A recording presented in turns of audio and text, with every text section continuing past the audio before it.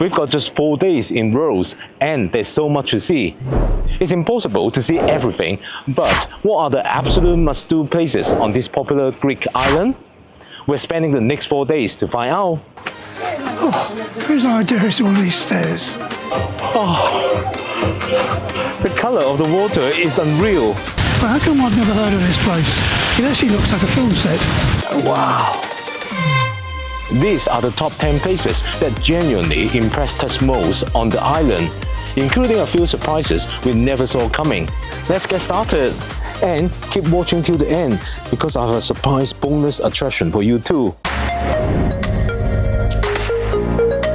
Now, I know this is pretty obvious, but of course, we've got to visit the medieval old town of Rhodes. Now, I know every travel guide tells you to come here, but look at this place. Yeah, it feels like you've walked onto the set of Game of Thrones. Indeed. And the crazy thing is, it's not a reconstruction. This is the real deal. These walls and towers were built by the Knights of St. John back in the 1300s, when Rhodes was basically one giant fortress defending itself against the Ottoman Empire. And this right here is the streets of the Knights, which might genuinely be one of the coolest streets anywhere in Greece. The Knights came from all over Europe, France, Spain, Italy, England, and each division had their own massive headquarters called auberge along this one street. If you look closely above the doors, you will see all these different stone coats of arms. Like this one here.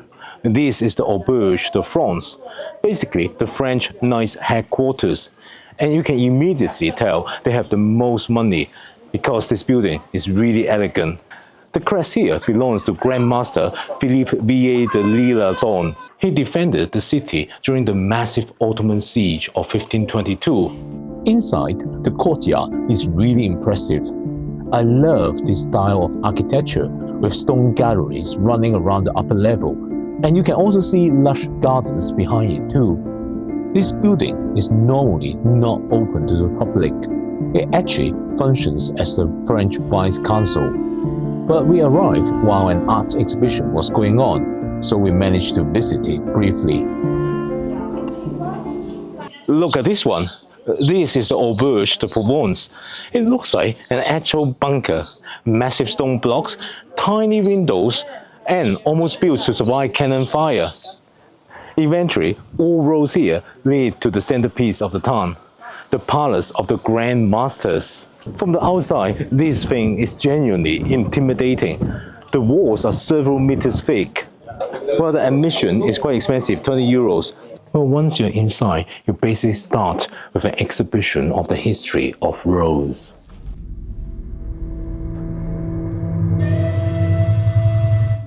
This mosaic floor is actually very old, from the 1st century BC. Well, while the exhibition about the history of Rhodes is quite interesting, we did not pay 20 euros to come in here to see that. Look at that, wow! This huge open courtyard is stunning. It's paved with decorative stone, lined with shaded arches, and dotted with ancient Greek and Roman statues that the Italians brought over from Kos when the place was rebuilt in the 1930s. Oh wow, look at this. Now we are heading upstairs, which is where the real highlights are, the restored staterooms and the private apartments of the Grand Masters themselves. One of the things you will immediately notice are the ancient mosaic floors. The mosaics here are stunning and tell the ancient Greek mythological stories. But really, the mosaics aren't even originally from Rhodes. The original palace was blown up in a gunpowder explosion in the 1800s. Then, when the Italians occupied the island later on, they rebuilt the whole place and brought in mosaic floors from another Greek island to decorate it. Yes, they took the mosaics from the island of Kos again. It feels really questionable, to be frank, but the result is genuinely extraordinary. Wow, you can tell this palace is really grand. This place is huge. We're walking around and around. There's so many rooms here. After spending about 45 minutes inside the palace, It's time to head back out and explore the wider old town. While you're in the old town, check out the clock tower as well as the mosque as well.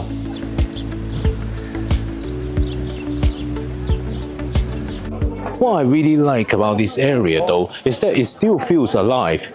You've got people living here, little cafes tucked into alleyways, and cats asleep in random corners. And because there are almost no signposts, you constantly feel slightly lost, which honestly is half the fun. Apart from the medieval old town, there's still a lot more to see in Rhodes town itself. But right now, we're gonna jump into our rental car and head to something completely different. Turn left into the car park, then your destination will be on the right.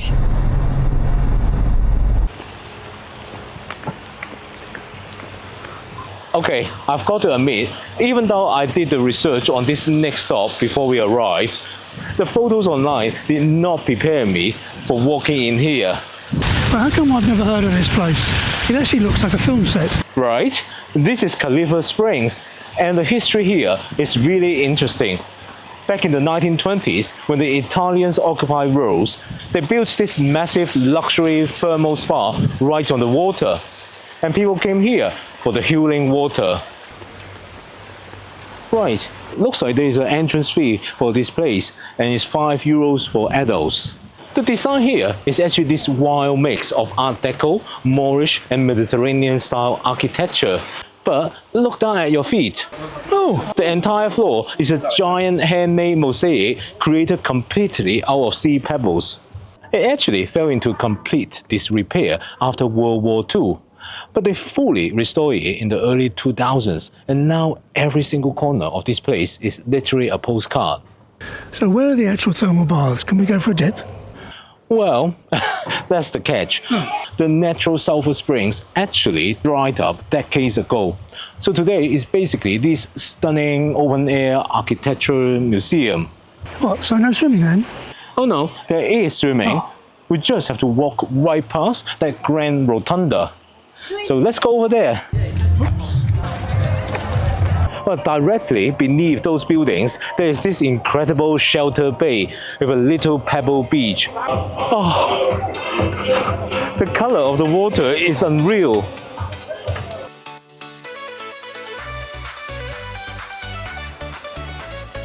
And look at all these people snorkeling there. What I also like is that there's actually a stairs for you to get into the water, so you can avoid walking through all the rocks. Okay, it's time to go into the water.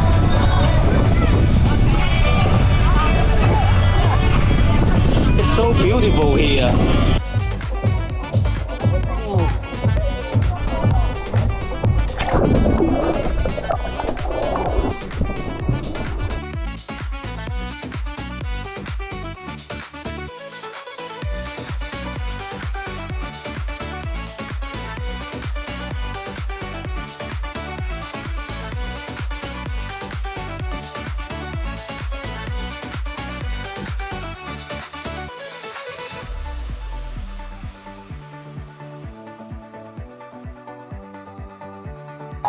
So the entry here is only €5, which is easily the best €5 you will spend on this island.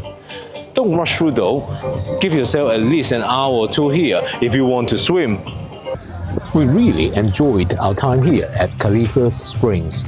But now it's time to get back into our car and head to our next attraction, which is just 15 minutes drive away.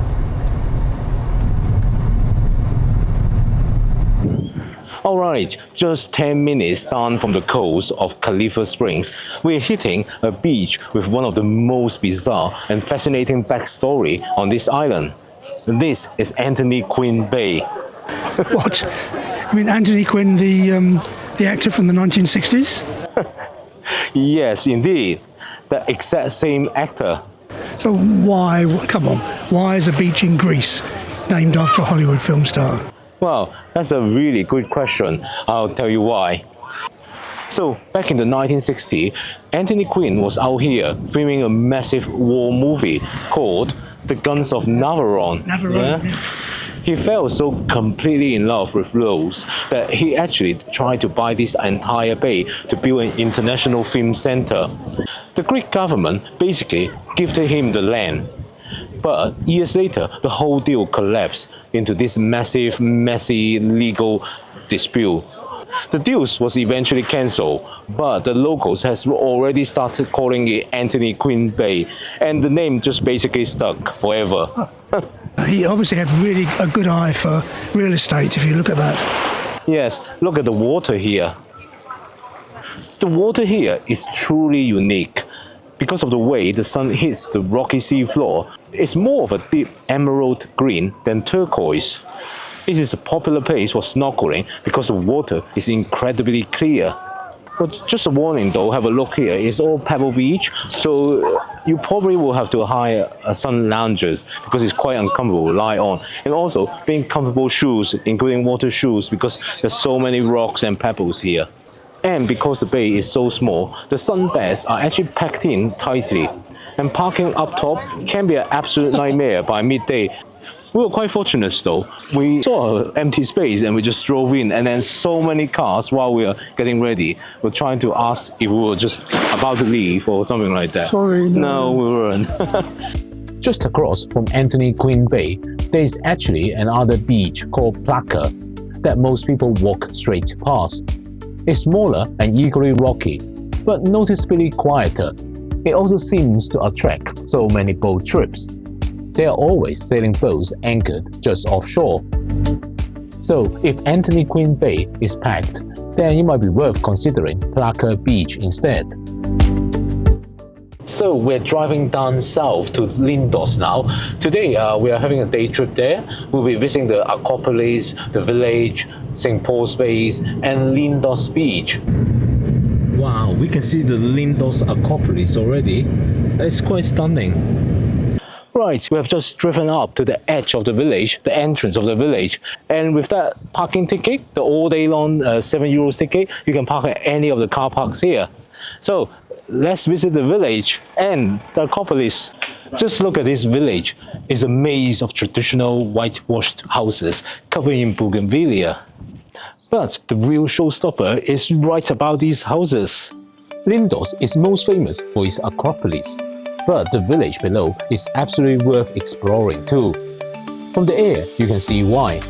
The hillside is covered in bright white houses, and down at the street level is a maze of narrow lanes, hidden courtyards, rooftop restaurants, and little shops appearing around every corner.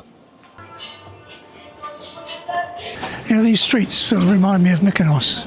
It does, like all these whitewashed buildings and all these bougainvilleas. We've seen a lot of those in Mykonos. So before we visit the Acropolis, we'll take a wander around the town. It's so beautiful, and there's so many hidden gems, like these doorways right here. These are called captains' houses. Back in the 16th and 17th centuries, wealthy merchant sailors built these massive mansions just to show off their success. And the signature feature is these gorgeous stone arches called pylons. But also, look at the floor. They literally hand-set different colored sea pebbles into the ground to create these stunning geometric pictures.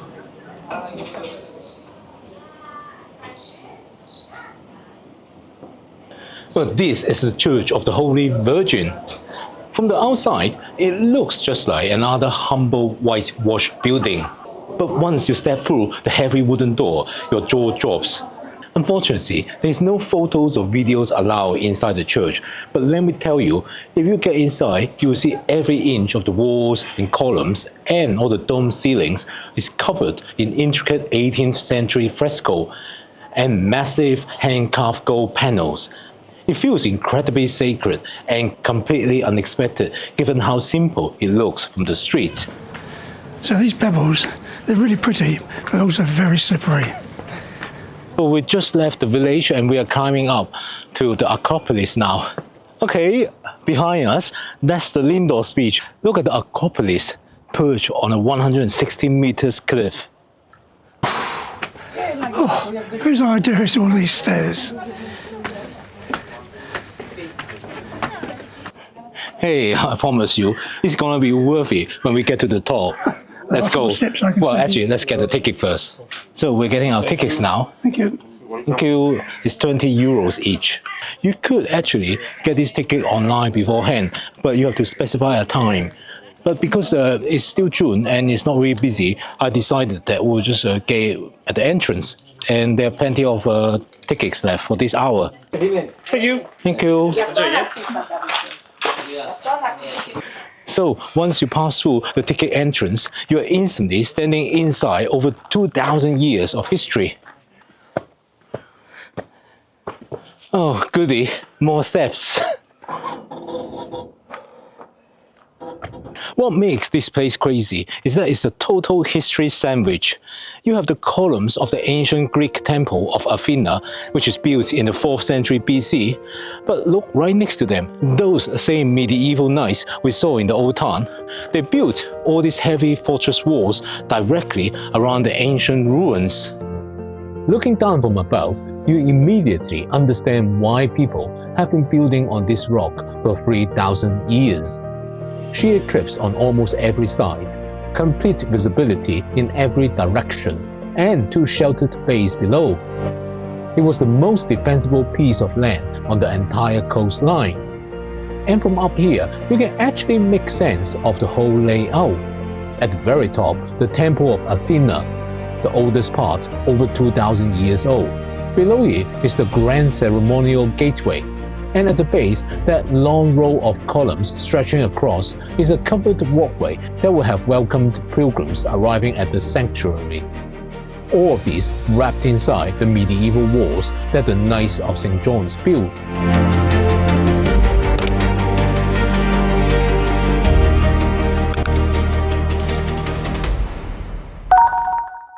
So incredible views up here. Look around. You could spend hours in all these nooks and crannies. You really can. And the views from the edge are completely unmatched. Wow, it is incredible here. From here, you can see the Lindos village. That's the Holy Church of St. Mary. If you look directly down the southern cliff face, you get this perfect bird's eye view of St. Paul's Bay. Legend says that Apostle Paul actually shipwrecked right here, inside that tiny opening in the rocks back in 51 AD. And looking down at that water, we know exactly where we're heading when we finish here. So, on our way back through the village, we made one more stop. We decided to stop at Captain's House Bar again. Earlier, I filmed it without actually stopping for a drink, which in retrospect was an oversight.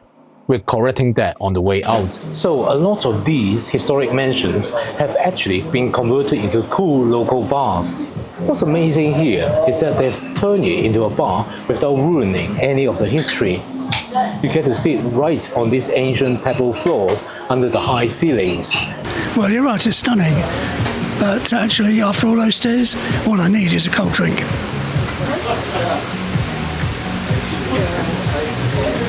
Very refreshing. Now we have officially made to the sea level at St. Paul's Bay, and the water here is an almost improbable shade of blue. It looks completely photoshopped in real life. And because it's almost entirely enclosed by these massive rocks, it basically feels like a giant swimming pool. Now, a quick layout tip if you come here. There are actually 2 separate beaches in this bay. You've got the main sandy beach over here, which is where we are right now. And here you will also find the famous little white chapel dedicated to St. Paul. This place is actually a massive hotspot for destination weddings. In fact, just now there was one. And with the Acropolis towering on the cliffs right above it, you can see why people fly across the world to get married here. But here's the catch. Because it is one of the most famous spots on the island, the sunbeds here can get incredibly expensive. Depending on which row or beach bar you pick, a pair of sunbeds can set you back 50 euros for the day. Well, I'm gonna try a bit of snorkeling now. The water is a little bit cold. I don't know how these other people manage to get into water. It's so cold. Eventually, I just committed and got in. And once I was past the first 2 minutes of shock, the waters was actually lovely. I spotted just one fish, so this place was definitely more for the clear water and sheltered bay. Well, for our next attraction, we've come back to Lindos. Because honestly, when you've already seen the Acropolis and St. Paul's Bay, it feels almost greedy to also want the main beach. But here we are.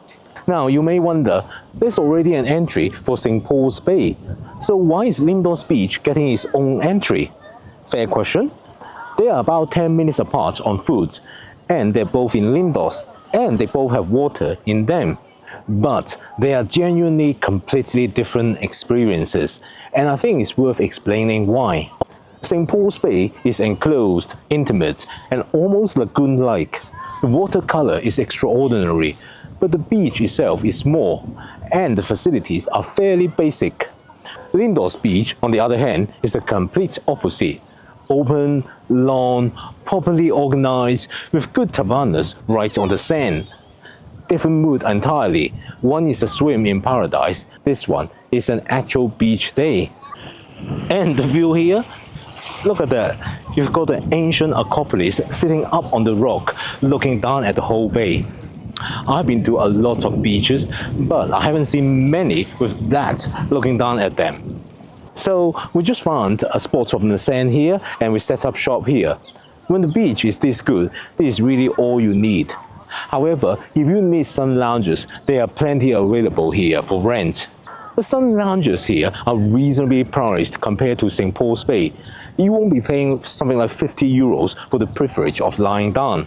By the way, Lindos Beach is Blue Flag certified, which means the water quality here is consistently good. There's one practical note as well. All-day parking here is 7 euros, and the ticket covers the different car parks across Lindos. So you can start parking here and then later move to another place without paying again. Here's my honest verdict. If you are here in Lindos and only have time to do one beach, I would suggest you go to St. Paul's Bay. The setting is more extraordinary and more unique to this specific place. But if you have the time to come back here, and we did, Lindos Beach is a genuinely lovely way to spend half a day here.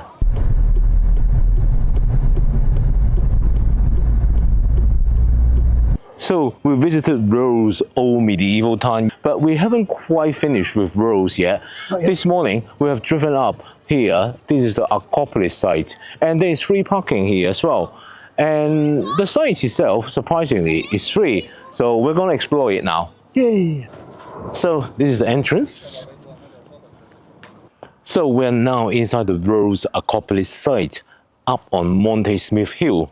It's about 10 minutes walk from the old town if you're walking. And I'll be straight with you, after Lindos, anything was gonna feel like a step down. But coming here on its own terms, I actually really like it. The main attraction here is the 3 columns from the Temple of Apollo, and we'll get to it in a moment. Well, apart from the temple, you will also find a stadium here, as well as a small Odeon. They are both in much better condition than you would expect. I just read from the signs that the Odeon was for the education of youths, and there was actually a small library here as well. The whole site is completely free for you to explore.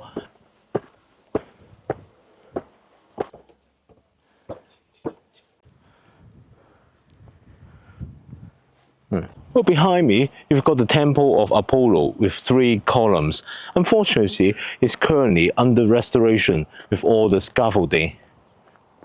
We can still try to see the details. Well, as you can probably see, the columns are not in the best condition, and that's probably why they're doing restoration work now. And next to Temple of Apollo, you have the foundation of Temple of Artemis. This one is in worse condition.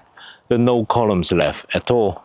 This site actually goes back to 408 BC, when the ancient city of Rhodes was founded.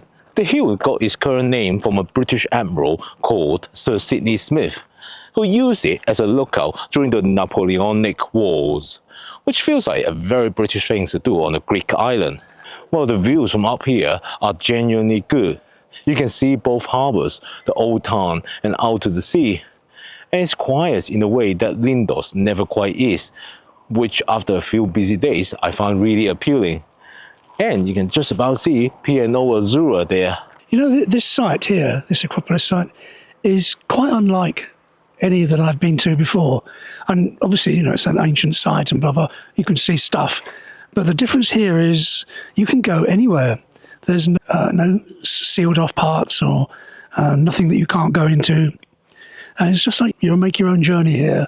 And it's really lovely. Plus, it doesn't actually cost anything to get in here yet, which is pretty cool too.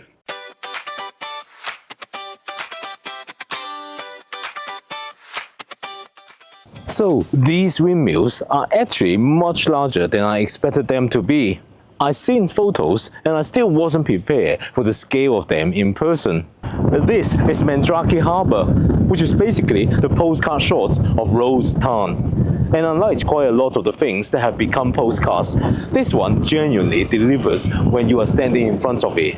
There used to be over a dozen of those working windmills here, grinding grain from the merchant ships that came in during the time of the Knights, but now there are only 3 left. So I just found out that the castle behind me is traditionally where the Colossus of Rhodes was believed to stand. That was one of the 7 wonders of the ancient world. It was a 33-meter bronze statue of the sun god Helios, built around 280 BC. An earthquake destroyed it after just 54 years.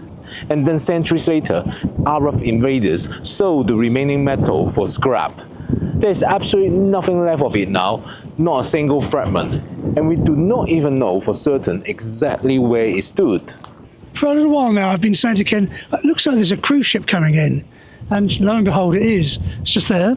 It's a tugboat going in front of it. It's a ponton ship called Le Bougainville. Continue straight, then your destination will be on the left. Okay, we're driving to our next attraction. It's another beach, but that's because Rhodes has so many good beaches. This is Tsambika Beach and is consistently voted one of the top beaches in Rhodes, and it's easy to see why. Look at this beautiful long arc of golden sand and shallow calm water, and almost no development behind it. Because the whole beach here is owned by the church and is a protected nature reserve, which means they cannot build around here, and it also means it has stayed looking like this for ages. The water here is shallow for a good distance out, which makes it excellent for swimming at any confidence level. There are a handful of tavernas and beach bars, showers and facilities and water sports if you want them. There's free parking right at the entrance. It's a really well-run beach considering how little has been built here. Now, do you see that hilltop directly behind the beach? That white dot right at the very top is a monastery, the Holy Monastery of Virgin Mary. If you are feeling energetic enough to climb the 300 steps to get up there, you'll be rewarded with an incredible 360-degree view of the island. If not, just kick back and enjoy the golden sand and crystal clear shallow water of Tsambika Beach. Well, it's our last night in Rhodes and we have come out to the beach right by our hotel to see the sunset. As you can see, the sun is setting over Turkey now. And oh, by the way, we are staying in Seoul Cosmopolitan, which is on the west coast of the island. On this side, it's kind of the windy side. You get lots of strong gusts. So the sea is pretty rough here, unlike all the beaches that we have visited on the east coast of the island. It's so beautiful though, the sunset. It's our final day in Rhodes. And before checking out, we decided to squeeze in one last morning of sunbathing. We've been staying at the Seoul by Marriott Cosmopolitan Hotel. It's an all-inclusive, and honestly, we're actually surprised by how good the buffet has been. Now, if you want a pool lounger here, you have to get up early. By 10 o'clock, they are all claimed. But the hotel sits right on the coast, and the beach has plenty of space. Plus, if you look right across the water, you get this incredible view of the mountains of Turkey sitting right on the horizon.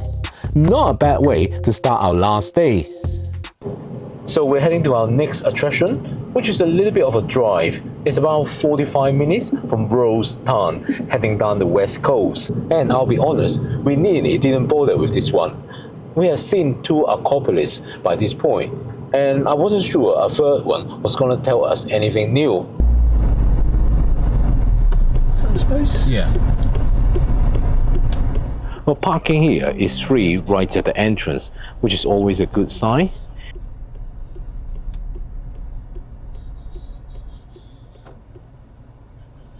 Well, and then you walk in and you immediately understand why this is different. Most ancient sites give you columns, maybe a temple, some information boards explaining what used to be there. But Kamiros gives you an entire city. Streets, houses, a market area, a water system, temples, all of it lay out on 3 terraces going down the hillside towards the sea. And because no modern town was ever built on top of it, the whole layout is just readable. You can actually understand how people lived here. Kamiros was one of the 3 great ancient cities of Rhodes, alongside Lindos and Ialisos. It flourished from around 5th century BC and was primarily an agricultural city, producing wine, olive oil, and figs. It was actually the first Rhodian city to mint its own coins. 2 major earthquakes in 226 BC and again in 142 BC badly damaged it. The population gradually drifted towards the new capital of Rhodes after 408 BC, and eventually the city was abandoned entirely and buried. They started excavating this place in the 1850s and it uncovered almost everything intact, which is why you can still read it as a city today rather than just a ruin. Well, we've just reached the top, and the view from the top terrace here is genuinely one of the best on the island. You can see all the way to the Turkish coast on a clear day. And there's almost nobody here compared to Lindos. A practical note here, there's almost no shade on this site. So bring water, wear sunscreen, and go either in the morning or late afternoon.